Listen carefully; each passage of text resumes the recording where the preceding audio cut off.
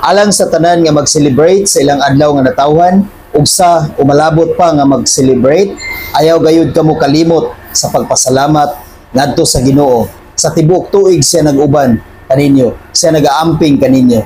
Ecclesiastes 11 versikulo 8. Pasalamati ang Dios sa matag tuig sa imong kinabuhi.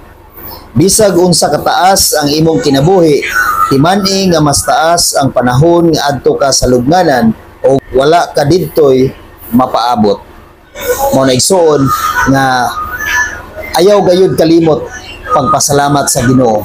Gawas nga magpreparar ka alang sa imong birthday, gawas nga maghanda ka alang sa katawhan, ayaw gayud kalimot pagpangayo og pasalamat sa Ginoo. Tungod kay siya gayud ang tinubdan sa imuhang kusog nga imong gigamit sa matag adlaw. Ayaw gayud kalimot pagpangayo og pasalamat sa Ginoo. Tungod kay bisag unsa kataas ang imong kinabuhi sa kalibutan, mas taas gayud ang imuhang lawas didto sa lubnganan.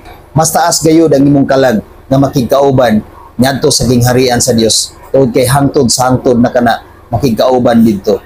Maong samtang aniya ka pa sa kalibutan, samtang buhi pa ikaw, ayaw gayud kalimot pagpangayo og pasalamat sa Ginoo. Sa kanunay pasalamati ang Dios na siya nag-amping kanimo sa matag adlaw, na siya naghatag kanimo og panalangin, na siya nagatiman kanimo sa matag adlaw o sa tibuok tuig. Ug ang pinaka-importante nga pagpasalamat sa Dios sa imong kinabuhi samtang aniya ka pa sa kalibutan, kanang imong kinabuhi imong gamiton ngadto sa Dios. Imong gamiton ang imong kinabuhi sa pag-alagad sa Dios. Imong gamiton ang imong kinabuhi sa pagsimba sa Dios. Mao kana ang pinakanindot ug pinaka-importante nga pagpasalamat sa Ginoo nga magpasidungog kaniya sa kanunay aron ang Dios mahimuot sa imong kinabuhi. Ayaw gayud kalimot igsuon nga ang Dios mao ang naghatag kanimo og kusog og kinabuhi.